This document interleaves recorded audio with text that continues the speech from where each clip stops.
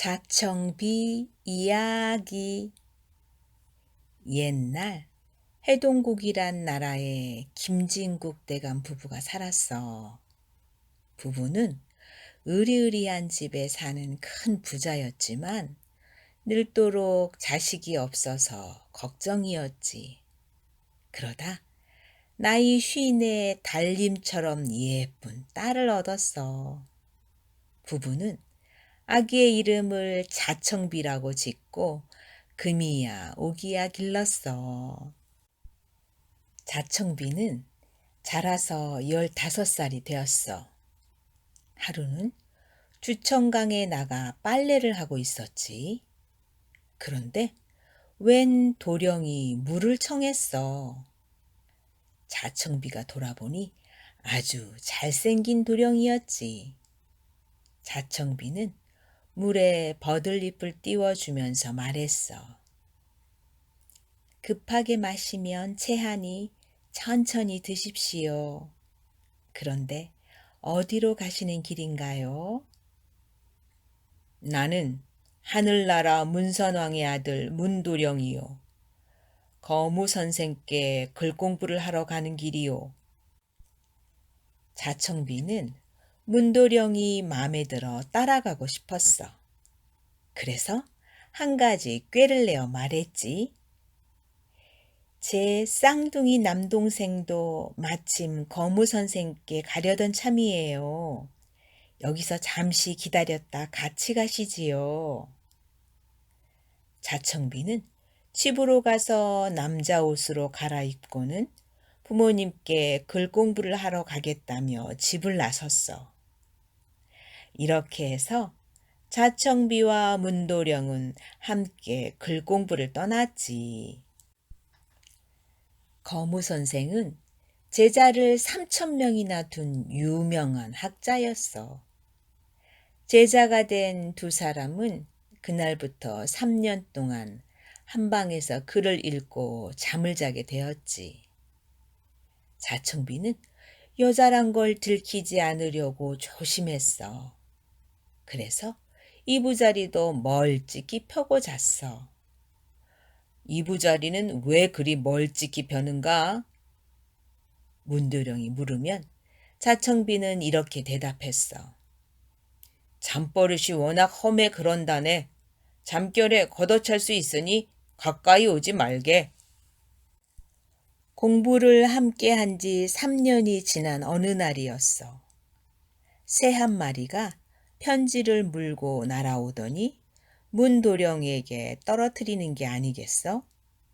문도령은 편지를 읽고 자청비에게 말했어. 하늘나라로 돌아와 혼인을 하라고 하시네. 그래?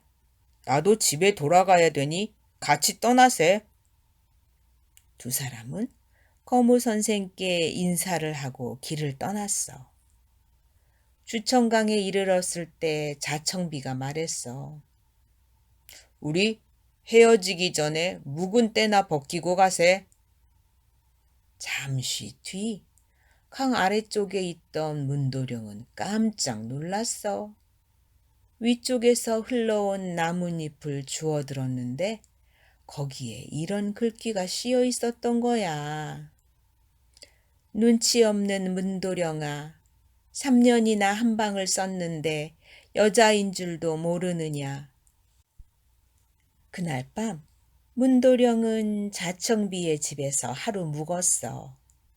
두 사람은 서로 좋아하는 마음을 알게 되었지. 하늘나라의 도령과 인간 세상의 소녀가 어찌 맺어질 수 있겠습니까? 자청비, 그런 소리 마시오. 처음 봤을 때부터 소녀가 마음에 들었소. 문도령은 떠나기 전에 박씨 하나를 주며 말했어. 부모님의 허락을 얻어 박이 열리기 전에 돌아오겠소. 하지만 박이 열리는 여름이 지나고 가을이 되어도 문도령은 돌아오지 않았어. 그러던 어느 날 하인 정수남이 자청비에게 말했어. 아씨, 나무하러 갔다가 문도령을 봤습니다. 정수남은 자청비를 깊은 산속으로 데려가서 말했어. 문도령일랑 잊어버리고 나랑 혼이 납시다.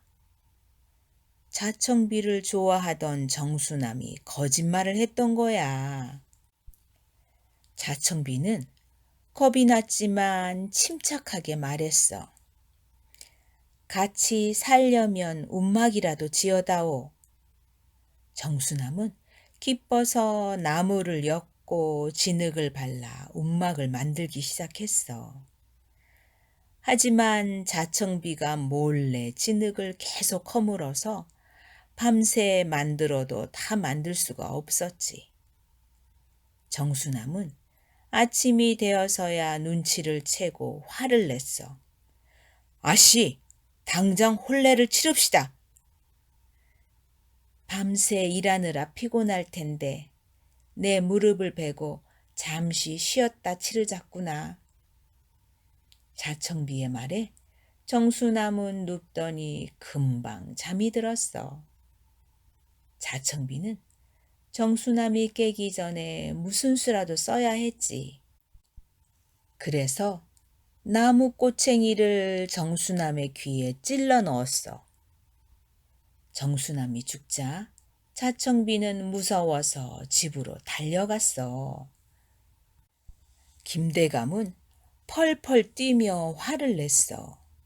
사람을 해치다니 당장 이 집에서 나가거라. 집에서 쫓겨난 자청비는 사라장자 마을을 찾아 나섰어. 그곳에 죽은 사람을 살린다는 환생꽃이 핀다고 들었거든. 그런데 웬 부엉이가 자청비 곁을 계속 맴돌며 자청비, 자청비 하고 울어대는 거야. 정수남이 부엉이가 되어 떠도는 거였어. 자청비는 환생꽃을 구해 정수남이 있는 숲으로 갔어.